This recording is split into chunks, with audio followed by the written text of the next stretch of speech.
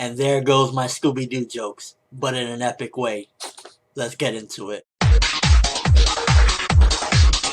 So I gotta start off by saying that I absolutely love this chapter. I'm not gonna front. I really enjoyed this chapter. I've been wanting for a long time for Kubo to explain and go into, the backstory of why Komamura looks like a dog and, all this stuff about Komamura. And this chapter delivered it in an epic and explosive way. Yes, pun intended with that one, alright? But before we get into that, Shinji really, this is exactly what this dude gets because this is the second time he's gonna explain to people his power. Instead of having them thinking that they're crazy or some shit, he gives them, and that was all it took. It was like, okay, you're gonna tell me that everything is just topsy-turvy? I'm just gonna blast everything in my way. Bam, done. Shinji, this is what you get for explaining your power. Maybe she could have figured it out on her own, but we'll never know because you decided to blab it up. That was one of the things in the chapter that I was just like, that's what you get. That's exactly what you get. And Hinamori really was trying to be Braveheart out there, going after Bambietta. Like, come on. It's Bambietta, the baddest bitch we've seen thus far in this war. Like, just stop, sit down, let Komamura put you in the corner because you can't fuck with Bambietta. You're not at the level. Bambietta. Bambi fucking Etta in this chapter. She just right now was exposed as, like, a great fucking sinister female. She didn't care. She's laughing, throwing explosions, and doing what a villain is supposed to do, and that's be villainous and not giving a rat's ass. She's laughing while she's exploding things, and we get a bit into her power, which apparently is just like, it's not necessarily only her reishi of how she's like making explosions. Whatever she touches, puts her reishi into, she can make explosions with. So if she puts her reishi into my computer screen, my computer screen automatically becomes a bomb. Kind of reminds me of, I believe it was Karasu from Yu Yu Hakusho. He had a similar power like that, but he wasn't as crazy for the most part as Bambietta because Bambietta is just like fucking nuts, and I think I love this female right now. This character is just fucking epic as hell. But the best part was that twist when the bucket comes off and everyone's like, who the fuck is this? Where Komamura went? What happened? Now, the backstory, I read it a couple different times because it seemed a little weird. I don't know if it was just the translations or what. It seemed a little hard to figure out at first because it's like, okay, so the clansmen, they were wolfsmen in in their regular life, I guess.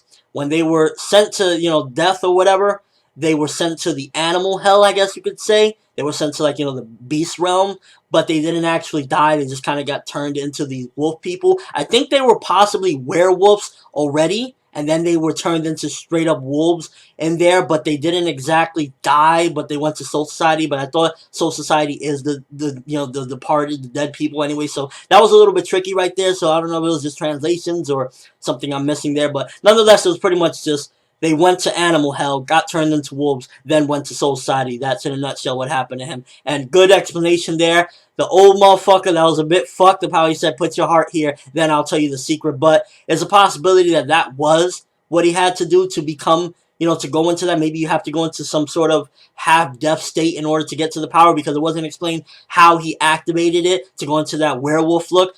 Beast shit, by the way. I feel bad I can't do the Scrappy-Doo and Scooby-Doo jokes anymore. He's too fucking epic right now for me to do it. Maybe once he turns back, because I believe this power isn't permanent, it's a temporary power. When he turns back, then those jokes can come back. But for right now, he's looking beast as hell. This chapter really just gave some awesome backstory and character development to him. And the speech that he gave about Yamamoto, how he took him in, and when he was nothing, he felt like shit. Yamamoto brought him in and brought him up. That really got me. I ain't gonna front. That really, I felt it when Komamura was saying that because Komamura's always been a deep character. He's always been one of those characters that was just kind of like, he had a fucked up past. He was embarrassed of himself, ashamed of himself. And when he said that, I believed it. I believed that text when I read it. When he was telling him, yo, I don't care. I'll do whatever it takes for him. And he just went straight in, and I guess he jabbed his heart out of his chest. So, really good shit right there as well. Very powerful stuff. If this is not animated, I'm gonna be so fucking pissed because this is Bleach at its finest. Bleach at its finest. Komamura character development. Komamura looking epic as fuck. Now, his Bankai has a Dangai. I guess it's like, just maxed out, powered up even further, and it looks beast as hell. But I have my concerns regarding just like, okay, because his Bankai, if it gets hit, he gets hurt. So with Bambietta throwing all these giant bombs, would that be really wise to summon your Bankai with, all it takes is her to just throw bombs left and right everywhere and he's just gonna explode? Although I did see that he had like, I think it was called the rope of armor or something like that. So maybe he has like a really good armor on there, so it's gonna take more to damage the actual Bankai to hurt him in the process. So that's what I'm guessing, because if not, it would be a very stupid move. Why summon this giant target, which, is pretty much you there. So that's one of my concerns right there. I'm guessing that this Bankai, since it's powered up and it's like, a more superior version to his previous one, this one is going to be strong enough where it's going to have armor to protect him from the blast, because if not, he's just going to get really badly fucked up. Great chapter. I felt like it was really just awesome speech, awesome character development for Komamura. Bambietta looking like a true villain, loving that as well. It just did a lot of great shit, so I'm definitely going to give this one 9 out of 10. Shinji looked like a fucking moron and he got exposed, but that's what you get. That's exactly what you get. Stop telling the fucking villains what you're doing. Stop telling them your plans, your Bankai abilities. Just stop it. But other than that, fucking great shit. Let me know what you guys think. First of all, Komamura's Bankai, do you think it was a wise decision to summon it with Bambietta throwing all these bombs, or you think that it has some sort of armor that's going to protect it from the bombs? Also, what do you think about Shinji getting exposed? You think that it was his own doing, or you think that Bambietta would have been able to figure it out anyways, even if he didn't tell her his ability? And did you feel that speech from Komamura when he was telling his grandfather about how Yamamoto took him in when he abandoned the clan and everything? I felt it right here. I felt the scrappy dude is gone, but I felt it, man. But that's all I have for this review. Thanks for watching. Hope you enjoyed. Thumbs up for Komamura. I can't believe I'm fucking saying it. Yes, thumbs up for Komamura, because this chapter, definitely, that was a Komamura chapter, and